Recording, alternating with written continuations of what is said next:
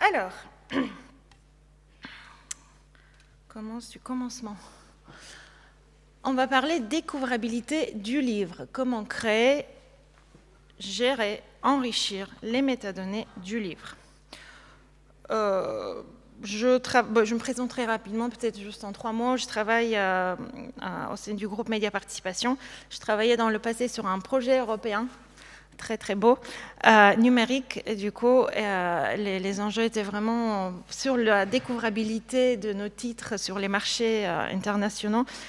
Donc c'est à cette époque-là que je me suis passionnée de métadonnées, de découvrabilité, et maintenant depuis 3 ans je travaille à la direction du digital du groupe Média Participation, notamment sur la transformation digitale, le CRM, les données, l'analyse de données, mais je continue quand même passionnée de découvrabilité, de métadonnées, parce que c'est quand même encore un type de données, et qu'aujourd'hui surtout, c'est vraiment un moment magnifique dans l'histoire humaine et du livre, c'est parce qu'on peut analyser très facilement les données et comprendre beaucoup mieux comment vendre les livres, comment faire arriver un livre dans les mains d'un lecteur.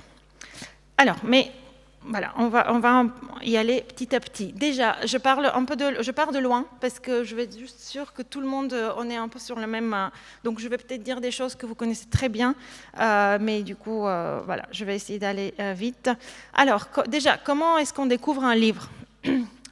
Dans le monde analogue, ce sont évidemment les librairies, les bibliothèques, partout les livres sont vendus en physique, dans les grandes surfaces, les presses, shops, partout. Dans la presse aussi écrite, il y a des critiques, des livres, bouche à oreille, c'est quand même encore très, très, très important, quelqu'un qui nous conseille un livre, qui nous passe un livre.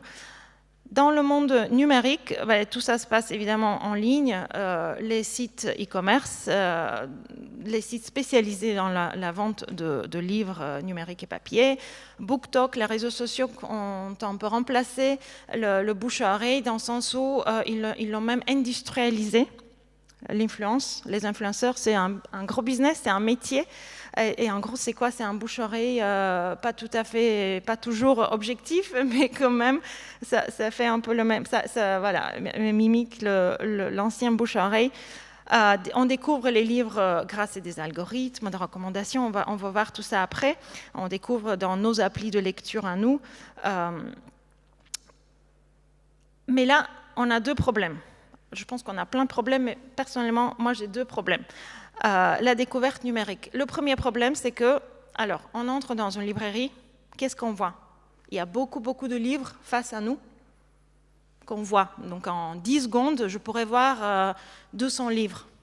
Je pourrais parcourir 200 livres et juste être attiré par 1, 2, 3 livres qui me plaisent, la couverture et tout. Sur un écran de cette taille moyenne, j'en vois maximum 15. Sur un téléphone, j'en vois j'en vois une seule couverture, sinon des petites couvertures. Donc déjà, on a la limitation de la taille de l'écran, de la quantité de livres que ça peut tenir. Donc pour moi, pour découvrir un livre qui me plaît, en fait, ça devient dur sur l'écran. Deuxième problème, encore plus gros, c'est que sur Internet, il y a un nombre infini de livres. Donc ça, c'est le résultat d'Amazon. 100 000 BD Fantasy. Comment est-ce que je vais trouver le BD Fantasy de mes rêves ? D'ailleurs, ils disent qu'aujourd'hui, on estime qu'il y a 30 millions de livres sur Amazon. 30 millions, c'est impressionnant quand même. Dans toutes les langues du monde, justement. Dans tous les formats possibles. Le numérique, papier, audio, et plein d'autres aussi, liés aussi à la BD et la lecture numérique. C'est en fait, là, la découvrabilité devient un vrai challenge parce que c'est un peu comme la Netflix. Nous, les éditeurs, on doit devenir un peu comme Netflix dans le sens où on doit trouver des façons intelligentes grâce à la technologie pour aider nos lecteurs de retrouver leurs livres. Comment ça marche ? Qu'est-ce qui est à la base de tout ça ? Quel est le super-héros qui va nous sauver aujourd'hui ? C'est la métadonnée. Parce que c'est grâce à la métadonnée que nos livres vont trouver leurs lecteurs. Alors, qu'est-ce que c'est cet animal, les métadonnées ? C'est très simple. Vous êtes sur une librairie en ligne, vous regardez un livre, tout ce que vous voyez sur cette page-là, presque tout, 90%, sont les métadonnées envoyées par l'éditeur. Donc, c'est évidemment la couverture. Tout ce qui n'est pas le livre, en fait, tout ce qui est autour du livre, c'est la métadonnée. Le titre, les auteurs, les résumés, l'éditeur, le format, la taille, les dimensions, tout ça. Il y a des métadonnées visibles et des métadonnées invisibles. Les sites n'affichent pas, évidemment, toutes les métadonnées qu'ils ont. Par exemple, les mots-clés, on ne les voit pas. Mais j'espère, je suis sûre d'ailleurs, qu'on a bien envoyé les mots-clés pour ce titre-là. Donc, ce sont des données qui sont utilisées par tous les acteurs de la chaîne du livre et aujourd'hui même par les LLM, on en parlera tout à l'heure. Ce sont des données structurées et c'est ça qui permet l'automatisation, c'est ça qui permet du coup aux machines de communiquer entre elles, au système d'information à base de l'éditeur, diffuseur, distributeur et jusqu'à notre lecteur. Et il y a un langage universel évidemment qui est l'ONIX. Qu'est-ce que c'est l'ONIX? Alors, c'est un format, c'est un standard en fait international, c'est un ensemble de balises, on verra tout à l'heure, qui nous permet de transmettre des informations liées au livre. Tout type d'informations, tout. Vraiment, c'est extrêmement riche, c'est une continue mutation. Ça s'adapte à nos besoins, en fait, à fur et à mesure, ça s'enrichit, c'est un standard open source, donc c'est vraiment une organisation éditeur qui le gère. Donc, des exemples, des parties, des éléments, des types de données qui sont contenus dans un fichier ONIX. On a évidemment la présentation de produits, les métadonnées essentielles, en gros le format, l'édition, la langue. Parfois, on oublie de mettre la langue alors que c'est très important. Les contributeurs, les auteurs, c'est-à-dire le public visé. On a ensuite le matériel marketing, tout ce qui est texte, les résumés, les biographies des auteurs, les prix et récompenses, ça c'est important à mettre maintenant.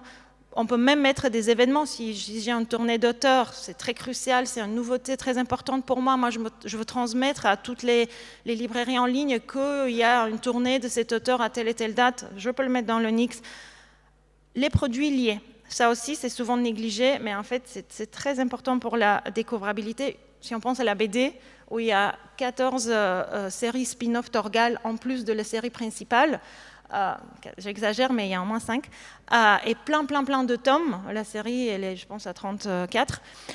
Donc, il faut justement spécifier dans notre fichier ONIX de chacun de ces tomes que ce livre fait partie de la série, telle et telle série, il est le numéro 3 de la série, il est le spin-off de la série principale, et tout ça, pour qu'après, dans notre librairie en ligne, on va pouvoir découvrir. Donc, en gros, l'algorithme il va tout simplement me suggérer tous les autres tomes de cette série quand je cherche, voilà. Et aussi les produits liés, parce que souvent, les grands personnages comme Spirou, il y a plein de merchandising autour, des peluches, des figurines, des mugs, des coussins, des tout. Donc, c'est chouette, vraiment, du point de vue de l'expérience client, de pouvoir retrouver facilement tous les objets, les produits liés à un univers. Évidemment, Amazon, Fnac, ils savent faire les liens, même si on ne leur envoie pas tous ces données. Mais pensez aussi aux petits libraires en ligne. Ils n'ont pas toute cette puissance technique, donc c'est à nous, éditeurs, de leur donner les moyens pour bien présenter nos titres. Ensuite, d'autres données comme les détails de l'éditeur, les dates, le copyright, les droits internationaux. Là aussi, il ne faut plus penser, donc quand on crée les métadonnées de notre livre, il ne faut plus penser à la librairie du coin qui va le vendre. Non, il faut penser au monde entier. Parce que notre livre va se retrouver sur Internet, il pourra être découvert par quelqu'un qui habite à l'autre bout du monde, qui ne parle pas notre langue et tout. Donc il faut vraiment bien indiquer dans la description la langue du titre, les marchés où il pourra être vendu, là, les marchés pour lesquels on a les droits, les prix dans les différentes devises. Donc vraiment, il faut un peu avoir l'optique plus internationale, en fait, parce qu'il n'y a pas de limite. Des exemples, ça fait pas peur, hein. Je vous ai vraiment sorti des petits bouts, c'est pas tout. Donc ça, c'est un exemple de balise Onyx. Donc il y a plusieurs listes par thématique, évidemment. Donc je donne quelques exemples sur les formats numériques, puisque c'est le sujet de notre journée aujourd'hui. Donc le format, il n'y a pas juste un format e-book, il y a un format e-book downloadable, donc on peut télécharger. Il a le format e-book qui peut être lu en streaming, il a le format e-book qui peut être, donc licence, je pense c'est plutôt par rapport au PMB, prêt numérique en bibliothèque. Donc il y a vraiment beaucoup de détails sur le format, donc c'est bien d'utiliser, de spécifier à chaque fois et de ne pas mettre des infos trop génériques parce que voilà, ça peut créer de la confusion côté lecteur. Un autre exemple, BD, comics, manga. Nos œuvres sont très bien décrites. Donc, Onyx nous permet vraiment de dire beaucoup sur nos œuvres, sur nos contributeurs. Par exemple, c'est pas juste illustrateurs, donc dessinateurs et scénaristes. On voit dans le comics américain, les Batman et les Superman sont créés par des équipes, par des studios où il y a 15 personnes. Donc c'est important de créditer chacun pour son travail. Donc s'il y a 3 illustrateurs ou bien s'il y a un inker et un coloriste et un storyboard, celui qui a fait le storyboard, donc il faut bien l'indiquer. Parfois aussi la couverture est faite par quelqu'un d'autre, donc dessinée, crayonnée et après colorée par encore quelqu'un d'autre. Donc voilà, vous avez compris. Il y a vraiment une richesse infinie de possibilités. Encore une partie de méthodologie qui sont importantes pour la BD, comics, manga, c'est justement cette notion de série, de collection et d'univers. L'univers Spirou, l'univers Tintin, l'univers Gaston, c'est bien de spécifier justement toutes ces informations. Les séries surtout, je sais que souvent en fait, les éditeurs font des erreurs pour ce qui concerne les collections. Voilà, toutes ces hiérarchies, c'est important de l'indiquer. Et je sais que ce n'est pas évident. Focus manga, par exemple, en spécificité du manga, c'est l'embargo. Partout dans le monde, voilà, il y a une date spécifique à laquelle le Naruto, c'est fini Naruto, mais Boruto 54 doit apparaître. Évidemment, les diffuseurs, distributeurs, plateformes, tout le monde reçoit bien en amont les fichiers, mais évidemment, il y a une date spécifique, parfois même une heure, ou comme le Harry Potter à l'époque, vous vous souvenez, il y avait des gens qui dormaient devant les librairies, mais parce qu'ils avaient l'embargo, il y a eu même un leak, Harry Potter leak. Bref, donc c'est important de transmettre ces informations c'est dans l'intérêt de l'éditeur en fait, et de l'auteur, l'ayant droit. Et pour montrer que Onyx, c'est quand même très cool, très moderne, on parle même de Webtoon déjà. Dedans, Webtoon, pour ceux qui ne connaissent pas, c'est vraiment le format coréen de lecture de... j'ai du mal à l'appeler BD, comics, mais voilà, c'est de la lecture narrative visuelle, verticale, numérique, ça fait beaucoup d'adjectifs. Donc voilà, il y a petit à petit de plus en plus d'indications. Il y a aussi le développement côté EPUB, je pense, voilà. Donc pour pouvoir supporter encore mieux les formats Webtoon. Alors, comment est-ce que ça marche concrètement? Quels sont les outils qui permettent à tous les acteurs de la chaîne du livre pour transmettre les données? Je vais aller vite, pas trop en détail. Mais voilà, chaque éditeur, normalement, petit ou grand, il y a une base de données produit, base de données livre, le référentiel livre. Parfois, c'est une grosse base de données, un gros logiciel. Parfois, c'est peut-être pour des petits éditeurs un fichier Excel. Mais c'est très précieux, c'est très important. Et c'est vraiment un travail collaboratif de vraiment chacun contribue avec son bout d'information pour créer cette espèce de biographie du livre, depuis la naissance du livre, c'est-à-dire la signature du contrat. C'est à ce moment-là que soit le juridique, soit les éditeurs vont créer le livre dans notre base de données en lui attribuant un ISBN.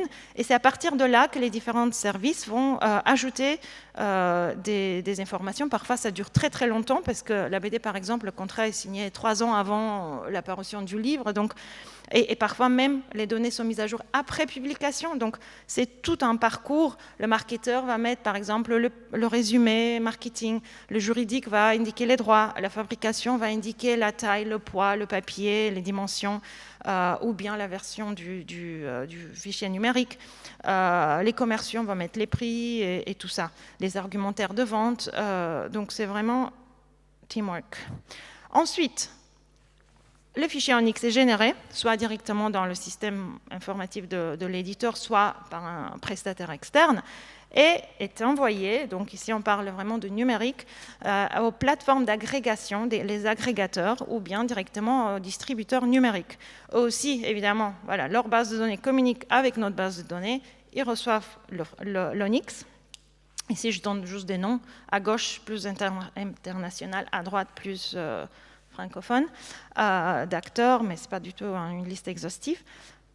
Ensuite, l'agrégateur ou distributeur, c'est lui qui a les contrats avec Apple, Google, Amazon, Kobo et compagnie, et c'est lui qui va, Fnac, Cultura, les libraires.fr, pour dire aussi les indépendants, et il va envoyer ça directement aux plateformes, et on va retrouver le livre dans notre appli de lecture ou sur les sites web des stores. 3 grosses étapes, c'est très simple. C'est à peu près la même chose pour le papier avec une étape intermédiaire. Alors, les bonnes pratiques. Qu'est-ce qu'il faut vraiment garder en tête? La gouvernance de la métadonnée.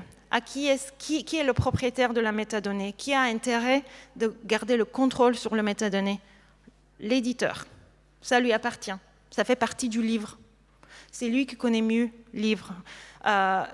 Malheureusement, si l'éditeur n'a pas bien fait son travail, s'il n'a pas bien renseigné, par exemple, 3 genres littéraires, il a juste mis un genre littéraire, alors le diffuseur, le distributeur, quelqu'un d'autre, ou même directement le store, va devoir ajouter. Et ça, c'est toujours un risque. Il faut l'éviter. La bonne pratique, c'est que moi, éditeur, je suis propriétaire, c'est ma donnée, c'est moi le chef, c'est moi qui décide. Donc c'est important vraiment aussi à l'interne des grosses maisons d'édition aussi de bien fixer aussi la hiérarchie, même entre les différentes équipes. Moi, marketeur, je ne vais pas toucher la donnée des commerciaux, et voilà. La qualité, ça c'est évident, mais c'est pas évident en fait, parce que c'est très important d'être vraiment précis, exhaustif, exact. On ne peut pas mettre Torgal tome 1 à 2 adultes, Torgal tome 2 adulte. On ne peut pas. 3 encore adultes. Alors moi, en tant que lectrice, je vais chercher Torgal, parce que je vais chercher, par exemple, par tranche d'âge. Et je vais trouver le tome 1, je vais chercher à 2 adultes, je vais trouver le tome 1 et le tome 3, je ne vais pas trouver le tome 2. Mais ça, c'est une erreur qui pourrait ne pas être corrigée par Amazon. Et du coup, ça a vraiment un impact sur l'expérience du lecteur, la qualité. La quantité. On en reparlera tout à l'heure, enrichir la métadonnée maintenant. Il faut vraiment donner de plus en plus de données. Il y a des données vraiment essentielles, comme la couverture. On n'achète plus rien qu'on n'a pas déjà vu. Vraiment, il y a des études aussi plus récentes sur l'impact des 11 métadonnées de base et aussi les métadonnées enrichies sur les ventes du papier et du numérique. Il y a vraiment des différences de vente 30%. Juste une couverture, c'est pas difficile d'envoyer une couverture quand même. Donc, la quantité est très importante. L'actualité, c'est-à-dire la bonne pratique, c'est de mettre à jour des métadonnées régulièrement. Il se passe quelque chose dans le monde. Voilà, maintenant, le gros avantage de l'Internet, c'est qu'il n'y a pas tout à fait la notion de nouveauté et fond. Si on a bien référencé un livre de fond, si les métadonnées sont à jour, il va toujours être très visible sur Internet. Par exemple, il y a la guerre en Iran. Ah ben moi, dans mon catalogue, j'ai des titres sur la guerre en Iran, même s'ils sont sortis il y a 5 ans, parce que malheureusement, il y a eu d'autres guerres avant, dans la même région. Donc, je vais ressortir ces titres de fond en mettant en jour les métadonnées. C'est vraiment une pratique qu'il faut... Et c'est vrai que les éditeurs n'ont pas le temps. L'IA va peut-être nous aider. Mais voilà, c'est vraiment important. L'anticipation aussi, vraiment, il y a des études d'Amazon. Si on a les métadonnées bien en amont, 3 mois, 6 mois, même plus, ça booste les ventes de 10 ou même 20%. Pouvoir faire de la pré-vente, c'est très, très, très important. Alors, maintenant qu'on a vu les métadonnées et la découverte, on va regarder les métadonnées de découverte. Ok, alors, donc un petit focus sur les métadonnées spécifiques pour la découverte. Les classifications. Donc, classification, thème, thématique, c'est les mêmes, ça veut dire la même chose. En gros, ce sont les genres littéraires. Là aussi, évidemment, pour pouvoir automatiser, standardiser, il y a des listes spécifiques fermées de types de genres qu'on peut attribuer à notre titre pour que l'info soit transmise jusqu'à lecteur. Je donne l'exemple des 3 les plus grosses. Le CLIL, qui est la classification française, c'est utilisé vraiment, c'est un peu limité pour la BD, vous verrez tout à l'heure, et c'est vraiment, ça a été créé, je pense, il y a longtemps, pour les librairies physiques de taille petite, moyenne. En gros, ça nous indique les rayons où un livre doit aller. BISAC, c'est la classification américaine, et elle aussi, elle est un tout petit peu limitée pour la BD, mais elle évolue. Et le ciel est plus adapté pour les livres physiques, pour les librairies physiques. Théma, c'est la classification la plus récente, qui a, je pense, à peu près 10-13 ans, qui est beaucoup plus riche et détaillée. Elle a vraiment été créée pour le monde d'aujourd'hui, pour l'Internet, parce qu'elle peut vraiment indiquer beaucoup d'informations sur un livre. Et je donne des exemples, 3 exemples de BD. Voilà, vous voyez le thème.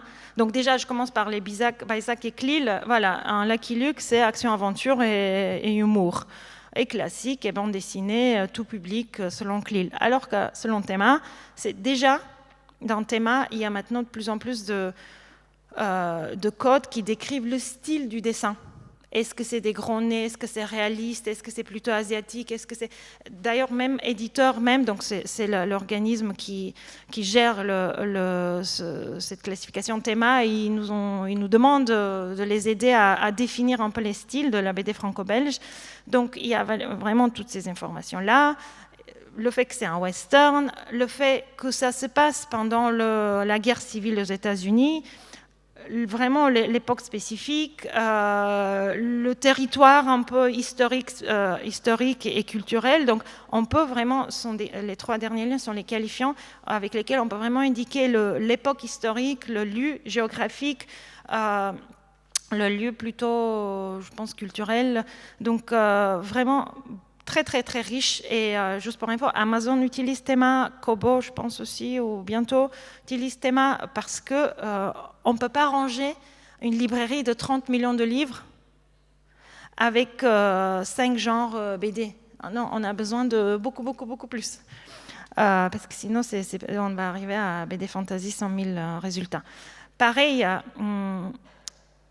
pour cette BD, donc c'est un mélange de historique, érotique, aventure. Donc c'est 3 genres. Et c'est ça aussi que Internet, il nous permet de mettre ce même titre sur 3 rayons différents. Alors que dans une librairie physique, normalement, surtout les petites librairies, on va faire des choix, en fait. Et c'est dommage, parce que en plus, de plus en plus, les jeunes, ils lisent des nouveaux genres qui sont des mélanges, romantasy, le dark horror romance, donc ils adorent ça en fait. Donc du coup nous on ne va pas limiter nos livres en les mettant juste sous la catégorie romance parce que voilà. Non, on ne doit pas faire ce choix, parce que d'habitude, l'éditeur fait le choix le plus commercial. Si je dois choisir entre romance et historique, je vais peut-être mettre plus dans le romance. Mais du coup, Théma ne nous oblige pas de faire ces choix. Donc, on peut tout dire, où ça se passe, dans quelle époque, pour quel public, averti ou pas. Voilà. Ensuite, une autre catégorie de métadonnées qui deviennent de plus en plus importantes maintenant aussi parce qu'il y a les LLM dont on parlera tout à l'heure. Les mots-clés, ça c'est un champ libre. On peut mettre tous les mots-clés qu'on veut. Ce sont des mots, des phrases qui donnent des informations supplémentaires pour décrire notre livre. On peut aussi mettre des écritures différentes d'un même mot, la Deuxième Guerre mondiale, des écritures de spelling alternatives. Et maintenant, de plus en plus, on peut avoir accès à des mots-clés réellement recherchés par les lecteurs, sur Amazon par exemple, pour les mettre dans l'ONIX de notre titre, les fameux Search Intent Keywords. Donc ici, voilà, il y a des exemples de mots-clés, générés par l'IA d'ailleurs. C'est comme le SEO en fait, pour les sites web. Ensuite, tous les autres types de textes qui sont dans notre Onyx. Encore une fois, ça devient de plus en plus important parce qu'avec l'IA générative, l'IA maintenant, elle peut lire ces textes, elle peut extraire des mots-clés, elle peut comprendre les textes. Donc les résumés courts et longs, ça c'est classique, tout le monde l'a, mais la biographie de l'auteur, les prix qu'il a gagnés, des entretiens, des critiques, de la présentation de personnages, la description des images, ce qui est très important pour l'accessibilité, toutes ces informations-là, on peut et on doit les mettre dans notre Onyx. Voilà, je vous donne un exemple de différents textes. Maintenant aussi, les éditeurs sont de plus en plus sont motivés pour mettre toutes ces informations sur leur site web parce que les LLM les lisent. Des notes, d'ailleurs, je vois là, les avis, c'est très bien. Images et vidéos, voilà, ça, je pense c'est inutile de le dire. Tout le monde aime les images et les vidéos. Et maintenant, encore une fois, avec l'IA, les LLM visuels qui peuvent voir et interpréter les images, c'est très important. C'est directement ça, c'est dans l'algorithme d'Amazon. Si tu n'as pas, plus tu as des pages, des échantillons, des vidéos, plus de chances il a que ton livre va apparaître dans les résultats. Alors, métadonnées et IA. Alors, l'IA, c'est un gros sujet. Moi, je ne vais pas parler de tout. C'est très compliqué pour les éditeurs. Vous savez sûrement tous les questions de copyright, les questions, vous venez de mentionner, les faux livres qui sont présents sur Amazon et qui font de la concurrence à des vrais livres écrits par des vraies personnes. Donc, je ne vais pas parler de ces sujets, je vais plutôt parler de l'opportunité qu'il y a derrière et de l'utilisation actuelle de l'IA. Si vous avez été au salon Francfort, Londres, toutes les grandes maisons d'édition internationales parlent, quand on leur pose la question « Qu'est-ce que vous faites aujourd'hui avec l'IA ?» La première chose que tout le monde dit, c'est les mots-clés, la découvrabilité, le marketing. Pas dans la création, très très très peu dans la fabrication, mais c'est surtout ça. On est d'accord sur le potentiel énorme. Qu'est-ce qu'elle peut faire pour nous aujourd'hui, l'IA générative? Elle peut générer, enrichir nos métadonnées et surtout, on a le gros problème du fond. Surtout les maisons d'édition avec un long historique, avec des gros catalogues où personne n'a le temps de créer des mots-clés d'un titre qui est sorti il y a 20 ans, mais personne, même peut-être les gens qui l'ont édité sont plus là, donc personne ne l'a lu. Donc bref, c'est surtout la littérature, ça met du temps, c'est très dur. Et l'IA générative, elle nous aide énormément. Je nomme ici quelques outils. Du coup, tous les jours, il y a des nouveaux qui arrivent sur la scène, vraiment spécialisés dans la génération de métadonnées pour le livre. Lumina Datamatics, ils sont plus spécialisés sur la génération de métadonnées d'accessibilité. Vraiment, ça regarde les images et ça ajoute des descriptions. Alors que les autres sont vraiment... pour les métadonnées. Alors, voyons maintenant si Internet marche. Alors, je vais faire la démo d'un outil qui s'appelle Insight par la société germano-américaine, Veristage. C'est très simple, ça a été créé par des gens qui viennent de l'édition, donc ils connaissent le livre, et ils connaissent aussi les bases de données de livres, donc ça tombe très bien parce que c'est vraiment très pratique de générer des métadonnées et aussi du matériel marketing. C'est très simple. On va uploader un PDF, attendez, ou un EPUB, ce qu'on a. Par exemple, ça, je l'upload ici. Est-ce que je suis connectée? Oui, hein? Allez. Voilà. Alors, l'IA, ce qui est très nouveau et plutôt récent, c'est que maintenant, elle peut analyser aussi du contenu visuel. Jusqu'à il y a un an, c'était très difficile. C'était pas très correct ce qu'elle ressortait. Ils avaient du mal à lire aussi correctement les bulles, l'ordre logique des bulles. Il y a des BD un peu, voilà, qui sont parfois, même pour nous, tu ne sais pas dans quel ordre il faut lire, donc c'est encore pire pour l'IA. Les dessins un peu plus complexes, les textes qui est dans les dessins, parfois les onomatopées, tout ça, c'est compliqué. C'était très compliqué. Maintenant, ça devient de plus en plus facile.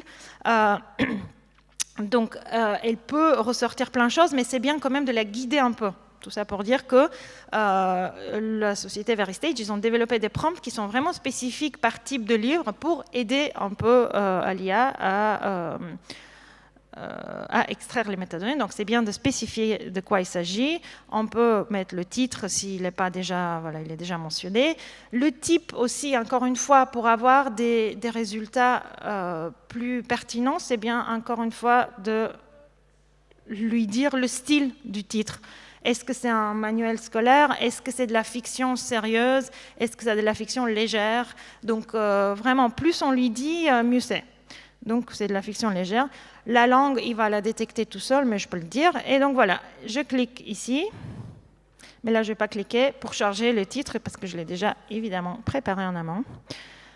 Et on va voir les résultats. Alors, qu'est-ce que c'était ça? C'est une BD jeunesse qui parle d'un garçon qui parle aux animaux. Il se transforme, il est un peu timide, mais du coup, quand il devient un animal, il peut devenir plein d'animaux différents, donc il devient très fort. C'est vraiment une BD, un gros succès. Ça parle aussi d'écologie aux enfants, donc voilà, pour vous donner l'idée du contenu.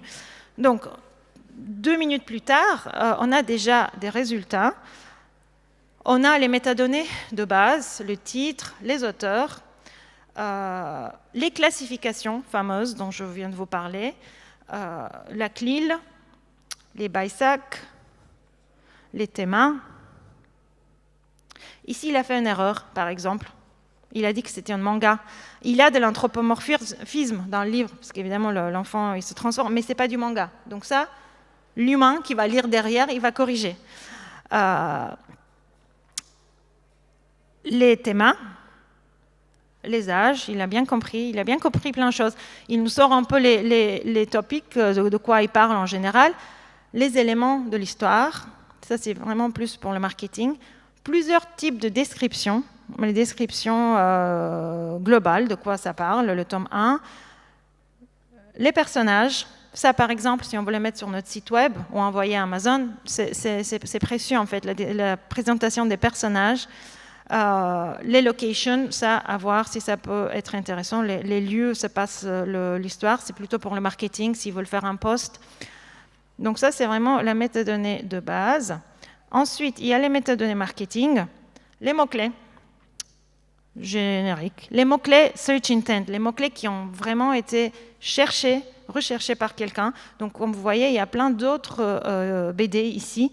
La bonne pratique, c'est de ne pas mettre le nom d'un autre titre dans les mots-clés, même si les gens trichent, ils mettent Harry Potter partout, ou quand il y avait les 50 Shades of Grey, tout le monde le mettait partout. Donc il ne faut pas, c'est pas bien. Mais on voit que les gens réellement, ils cherchent Mortel Adèle et ils tombent sur Animal Jack, ce qui n'est pas très étonnant, c'est quand même pour la même cible. La description Amazon, où on voit clairement les search intent keywords. Donc, si on veut modifier, on sait qu'il ne faut absolument pas toucher à ces mots-là. Ce qui est aussi très bien, parce que je ne l'ai pas dit tout à l'heure, le formatage. Amazon, il aime quand les résumés ont le même format. Donc, voilà, la phrase, l'accroche en gras et tout ça, et il adore ça. Un blurb très court, on peut faire un 4e de couverture. Des infos sur l'audience, ça c'est intéressant pour l'équipe marketing, savoir à qui, aux commerciaux aussi évidemment, et même pour la diffusion, distribution, à qui s'adresse ce livre. Les points de vente, ça c'est pour les équipes de vente plutôt côté diffusion. Et aussi du contenu pour les réseaux sociaux, des idées de posts Facebook, TikTok et compagnie. Et oui, et c'est même pas tout, parce que je ne sais pas pourquoi ce matin, il m'a fait que ça. Je vais vous donner un autre exemple, il y a encore plus. Donc voilà, Les enfants de la résistance, une autre BD qui parle aux jeunes. Ici, ce qui nous donne aussi, attendez, je vais le retrouver. Voilà, c'est les titres similaires. Alors déjà, il me donne des images, donc avec il a extrait évidemment des planches. Je peux utiliser ces images pour faire des bannières. Ça, c'est vraiment très facile, mais du coup, c'est pas tout à fait le sujet d'aujourd'hui, donc je ne vais pas en parler. Les titres similaires. Alors, ici, c'est une longue série, donc il me donne tous les titres de la série. Mais d'habitude, voilà, il peut aussi me donner des titres autres. similaires du marché francophone, mais aussi, si je change dans les choses, dans les settings, aussi du marché anglophone, des titres similaires. Ensuite, je pense que c'est à peu près ça. Alors, le marketing, on a déjà vu, les âges, ouais, tout ça, on a déjà vu, les Facebook posts, et après, on peut, voilà, dans la même plateforme, créer aussi les images pour les posts Facebook. La couverture, la description de la couverture pour l'accessibilité. On peut aussi décrire toutes les images. Il peut les décrire, mais je ne vais pas lui demander, ça consomme énormément de crédit, évidemment. Et les titres, voilà, les titres miroirs. Ah, ben voilà, ça c'est tout un autre titre. Donc voilà, ça c'est un outil vraiment très facile à utiliser. Il y a plein d'autres fonctionnalités aussi sur l'analyse des textes, la correction des textes, la traduction des textes et la création de contenu, images et tout. Mais disons que ce qui est évidemment très intéressant pour les éditeurs, c'est qu'ils peuvent très facilement déjà générer des brouillons de texte, parce que c'est ça qui prend plus de temps, évidemment, écrire tous ces textes. Ils peuvent modifier, ils peuvent régénérer directement, d'ailleurs, ici, dans la plateforme. Ils peuvent s'inspirer, parce que peut-être qu'il y a détecté des choses dont ils n'auraient pas pensé. Parfois, il oublie des choses aussi, donc on lui demande, est-ce que tu peux ajouter ça et ça? On peut très facilement aussi lui dire de chercher des informations sur Internet. Par exemple, moi, j'aime bien cette description, mais il me manque quelque chose. J'aimerais ajouter la biographie, une phrase sur la biographie de l'auteur. Donc, je peux lui dire très facilement, est-ce que tu peux m'ajouter je peux soit lui indiquer moi le site, le source, ça peut être mon site à moi, ou bien juste lui dire de chercher sur Internet, si c'est quelqu'un quand même assez connu, ou les prix qu'il ou elle a gagnés. Je peux enrichir en 3 clics, en fait, et je peux créer ma matrice, en gros, le résumé de mes rêves, et modifier le prompt pour que lui, d'office, il me crée à partir de maintenant ça.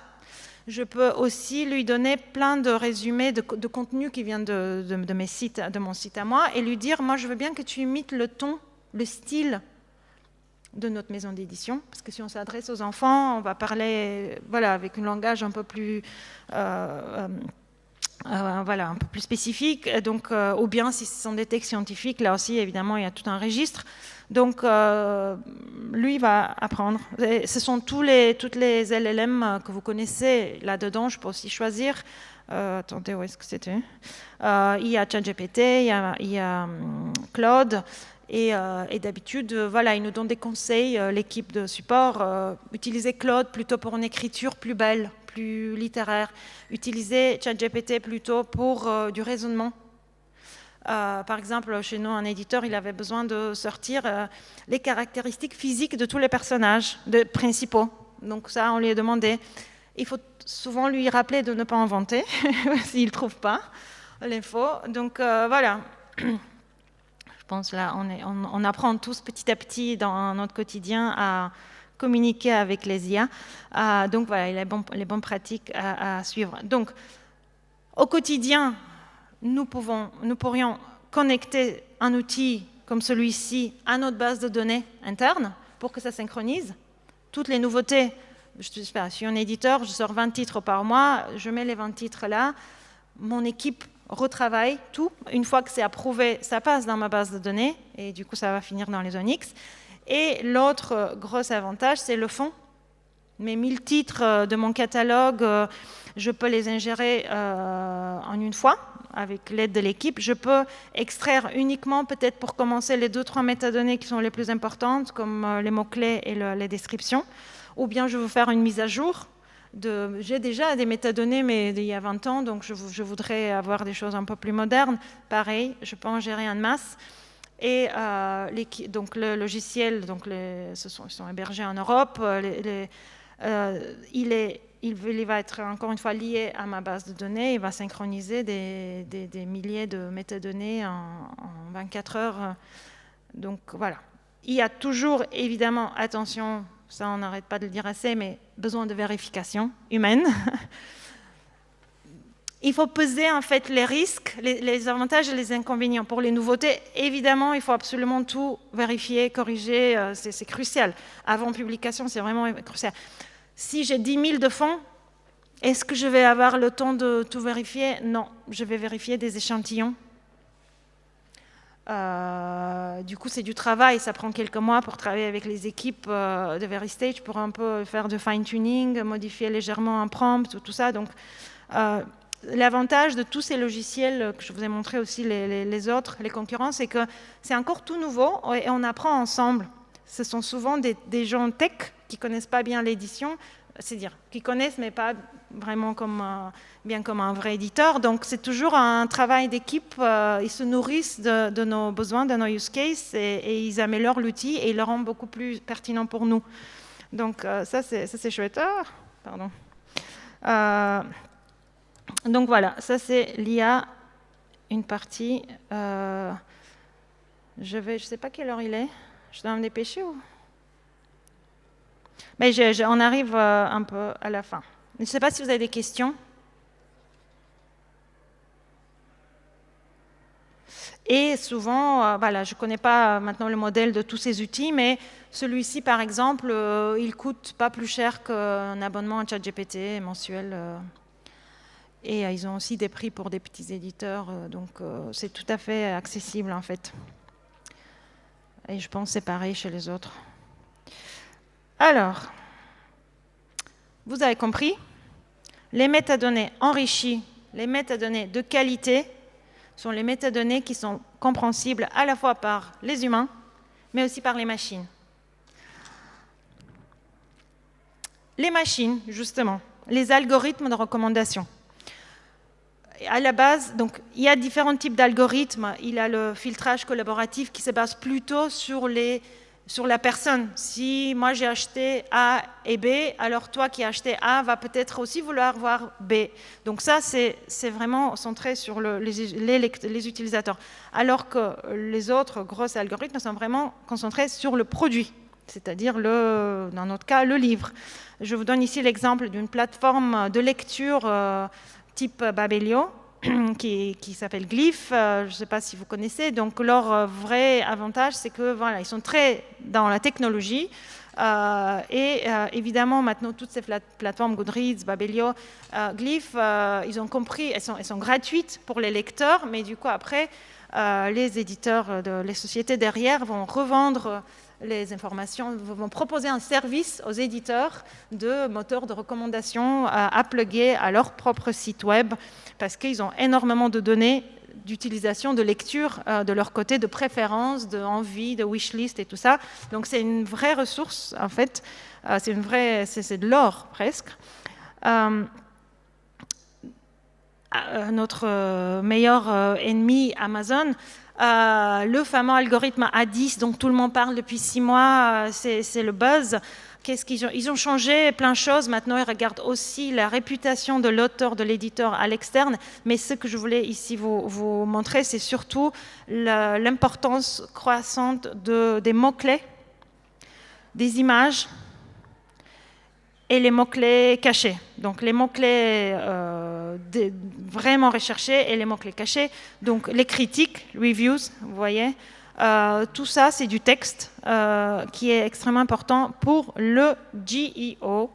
Vous avez sûrement entendu parler, donc jusqu'à présent on parlait de SEO, maintenant on parle de GEO, même de AEO, donc c'est les questions Answer Engine Optimization. Moi je voulais vraiment mentionner le GEO parce que encore une fois, on parle d'optimisation des sites web, on parle d'optimisation de comment est-ce qu'on va apparaître sur Amazon et tout, mais à la base de tout ça, dans le monde du livre, ce sont les métadonnées du livre qui sont créées par l'éditeur. Donc, quelques tips sur le GEO et le marketing du livre, vraiment spécifique pour le livre.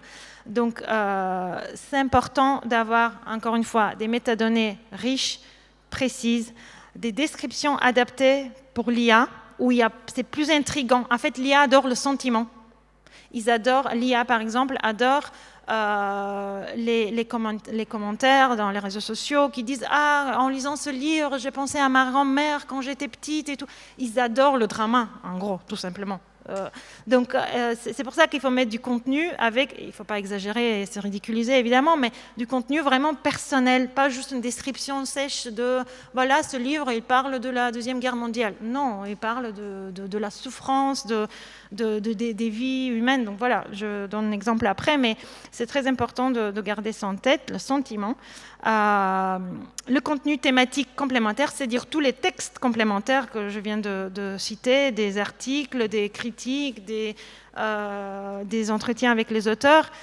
Et la bonne pratique, maintenant, il y a des logiciels qui nous aident à tester, à suivre le GEO de nos titres, donc de tester.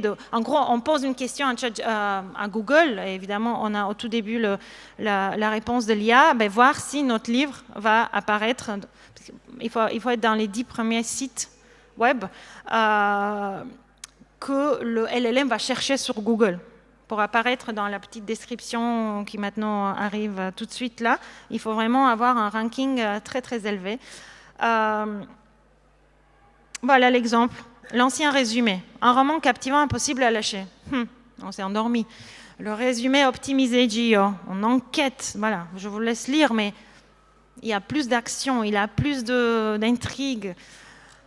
Donc il y a plus d'infos. Tout simplement, il y a plus d'informations aussi. Le cadre, où ça se passe, qui est le personnage. L'IA, elle veut tout savoir. Il veut qui est le personnage, où est-ce que ça se passe, quand est-ce que ça se passe, quelle est l'intrigue. Parce que quand moi, dans le langage naturel, je vais écrire « Ah, moi j'aime bien le cozy mystery, les romans qui se passent à Cornwall parce que j'étais en vacances à Cornwall », il faut que l'IA soit capable de retrouver cette info dans le résumé. C'est tout à fait logique en fait. C'est comme quand on parle avec le libraire et on lui dit moi j'adore les enquêtes qui se passent je ne sais pas où le noir scandinave, on lui dit, et voilà, c'est en fait la même chose. Maintenant, c'est avec le langage naturel que ça se passe. Alors, j'ai parlé beaucoup de données, éditeurs, diffuseurs, libraires, mais évidemment qu'au cœur de tout ça, c'est le lecteur. Ah ben voilà, je vais m'arrêter là. I know it's my turn. Oh, it's your turn, I mean it's my turn to end. Donc voilà, évidemment qu'on fait tout ça pour vendre plus de livres, pour que ces livres soient lus par plus de personnes. Donc on sait, les éditeurs suivent les problèmes de lecture, parce que la vraie menace aujourd'hui, c'est pas l'IA, c'est la baisse de la lecture pour plaisir partout. Les enfants, les adultes, j'ai écouté récemment des statistiques en Angleterre, 50% des adultes ne lisent pas pour le plaisir, plus de 30%, uniquement 30%, je ne me trompe pas, des enfants de 0 à 5 ans lisent pour la lecture. Donc ça, c'est horrible. Donc nous, on doit devenir forts, malins, comme le Big Tech, comme Netflix. On va adopter, on va devoir apprendre, nous les éditeurs, on doit mettre les livres là où se trouvent les lecteurs. Il faut que ce soit facile à trouver le livre qui me plaît en 3 clics, comme je trouve un film qui me plaît sur Netflix. On n'a pas le choix. Et surtout que ce n'est pas un secret. Maintenant, on commence à comprendre les algorithmes, les choses. On comprend. Il faut les moyens. Peut-être que voilà, on peut avoir de l'aide, mais il faut les moyens, il faut aussi l'esprit plus ouvert et voilà. Et on va réussir, c'est sûr. Merci beaucoup.